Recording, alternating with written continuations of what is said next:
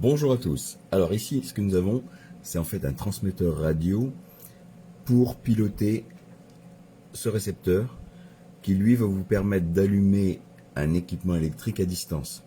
Alors je le dis tout de suite, la puissance maxi est de 10 ampères, mais la particularité, alors déjà c'est en fréquence radio, dans les 800 MHz, ce qui fait qu'il y a déjà une bonne portée, même à travers des murs porteurs. À l'échelle d'une maison, ça ne pose aucun souci. Ici, au niveau du raccordement, tout d'abord, c'est très simple. Alors surtout le fil blanc, vous ne le coupez pas, c'est l'antenne. C'est l'antenne qui sert à la transmission. Ce boîtier-ci, vous allez le placer, alors soit dans une prise, dans une prise ou derrière un interrupteur, si vous en avez la place. Parce qu'il fait quand même, de mémoire, 18 mm d'épaisseur. Voilà, 18 d'épaisseur. Et il fait 46 sur 46. Ici, 46 par là et 46 ici. D'accord ? Au niveau du raccordement, donc c'est très simple. Soit vous le placez derrière un interrupteur, auquel cas il faudra relier l'interrupteur existant sur les plots S1 et S2. Soit vous n'avez pas d'interrupteur et vous reliez simplement l'équipement entre les plots L pour la phase qui va par exemple à la lampe, mais ça peut être aussi une VMC, et le neutre qui va là.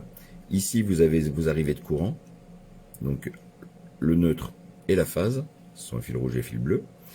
Livré avec, vous avez donc des petites rallonges qui vous permettent de coupler les fils avec les fils existants, ainsi que, ils utilisent ce genre de raccord rapide. Vous pouvez utiliser des dominos, des wagos, tout ce que vous voulez.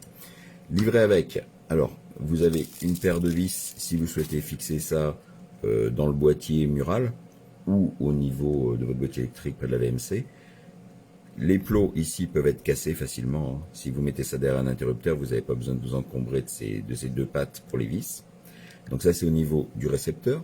Au niveau du transmetteur, alors j'ai oublié de dire, il y a aussi un petit tournevis qui est livré, qui vous permettra de visser l'ensemble, etc. J'ai oublié une petite chose sur le transmetteur. Vous avez ici le bouton de couplage qui vous permet de paramétrer le fonctionnement avec une télécommande, parce que vous pouvez, avec une télécommande, piloter plusieurs récepteurs, ou bien les différencier, etc.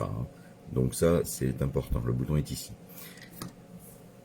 Au niveau de la télécommande, alors c'est pas mal fait, parce que d'abord, c'est sur un support magnétique, simplement aimanté, vous avez les deux aimants qui sont ici. Donc ça, vous le collez au mur, vous avez deux doubles faces ici, qui vous permettent de le coller. Vous avez également un double face qui est livré, qui vous permet de coller le récepteur dans le fond du boîtier mural, si besoin est. Au niveau de la télécommande, ce qui est bien, alors la pile est préinstallée dedans. Pour changer la pile, vous tournez le couvercle, sens inverse aiguille d'une montre. Vous pouvez allumer, éteindre, mais vous avez aussi des minuteries intégrées de 10 minutes, 30 minutes. Alors ça, c'est pas mal quand vous utilisez, comme c'est le cas pour moi, la VMC, quand je cuisine. Donc ça me permet directement, sans avoir à me soucier de penser à l'arrêter quand j'ai fini, etc.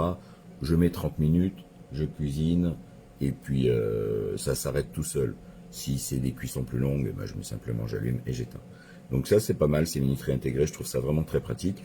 En plus, le boîtier étant aimanté sur la base murale, vous pouvez l'emmener avec vous. Si vous êtes dans une autre pièce, vous pouvez, alors si vous pilotez une lumière, etc., vous pouvez piloter d'où vous voulez, prendre ça comme une télécommande classique. C'est vraiment très très bien fait.